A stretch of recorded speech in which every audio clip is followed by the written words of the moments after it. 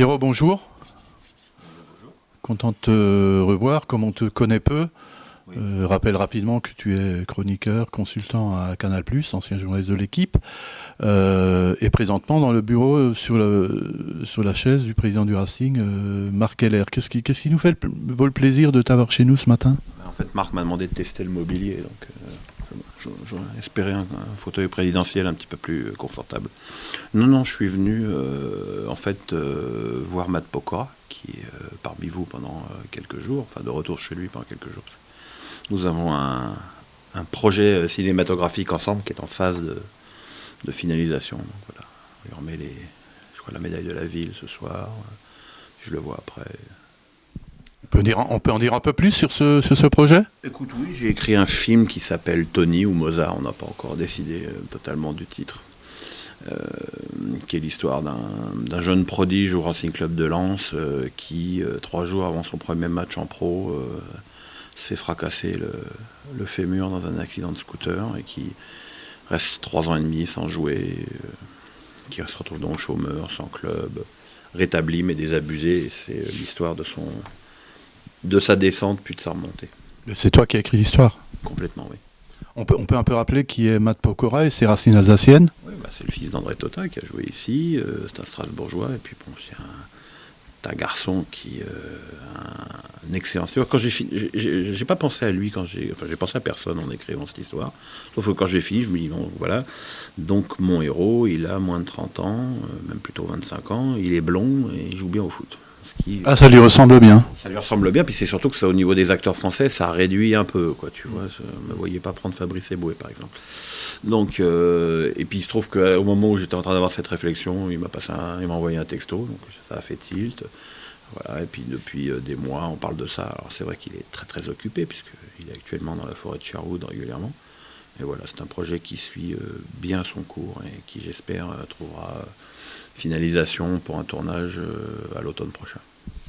Tu profites de l'occasion pour passer au Racing, un endroit que tu connais bien, où tu as vécu beaucoup d'heures comme journaliste et comme ami de Marc aussi. Quel est ton lien aujourd'hui avec Strasbourg ? Est-ce que tu suis encore les résultats du club ? Je sais que tu es très proche de ce club.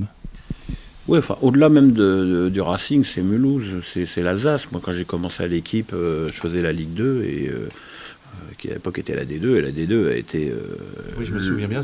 Voilà, c'est là où on s'est connus. La D2 de l'époque a été animée par le FCM de Raymond Domenech, puis Didier Noto, et puis après par la remontée du Racing derrière avec le transfert de Marc. Alors c'est vrai que par rapport à Strasbourg, mon histoire ici est extrêmement liée à celle de Marc, puisque quand je suivais le club pour l'équipe...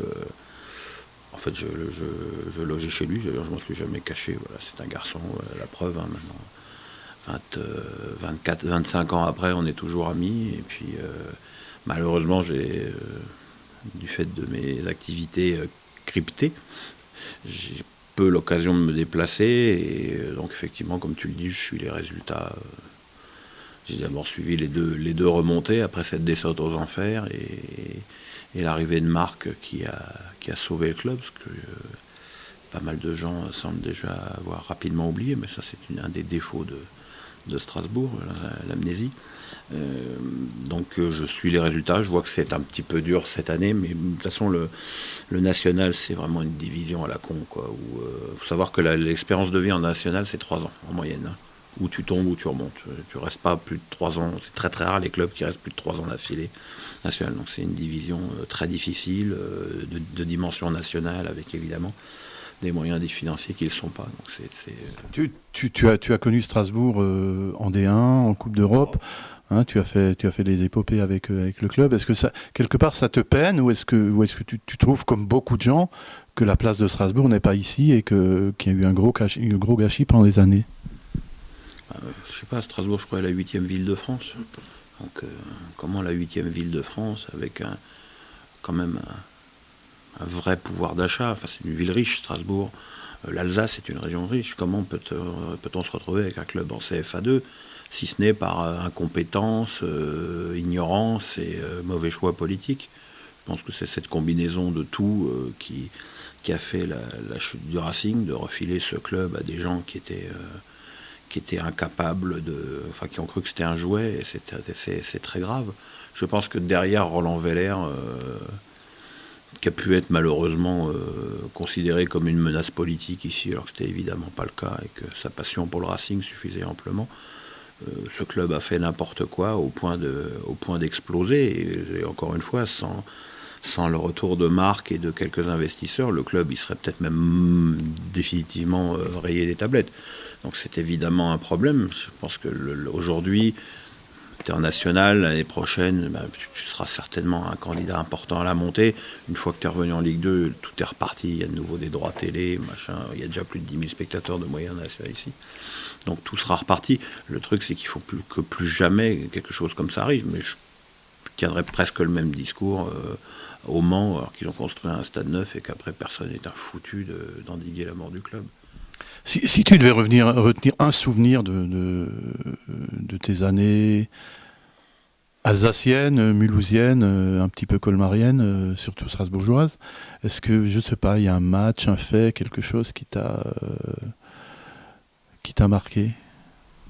Il y a deux choses qui me reviennent. La victoire de Mulhouse à Quimper, on était ensemble pour la montée du FCM, et ça fait toujours penser à beaucoup de tristesse à André Gurig. Et puis ici, c'est l'enchaînement, la semaine où le Racing se qualifie pour la finale de la Coupe de France en battant Metz ici, 1-0, but de Poulica, me semble-t-il. Et Marc est gravement blessé. Marc est transféré à l'hôpital suite à il s'est fait percuter par le gardien de Metz. Il y avait une petite perte de connaissance. Et le samedi, il jouait Nantes, qui est l'année où Nantes a été invaincue, mais où la seule défaite, ça a été ici 2-0. Et Marc vraiment avait en fait une grosse béquille à la cuisse, et il était là, parce que comme je vous dis, j'étais chez lui, je ne veux pas jouer, machin. Et je lui mettais des claques, lui, tu vas jouer ce match. Et il a joué, il a été très bon, ils ont battu Nantes 2-0. Et donc c'est une semaine, j'avais passé 5 jours là, et c'était... je me souviens, en plus on a dîné ensemble avec Marquia, c'est un truc qui m'est revenu en mémoire. Il y a évidemment le match de la montée contre Rennes aussi. Qui a peut-être été un peu douloureux, parce que comme tout le monde le sait, tu es breton. Et Rennes, c'est pas vraiment la Bretagne pour moi.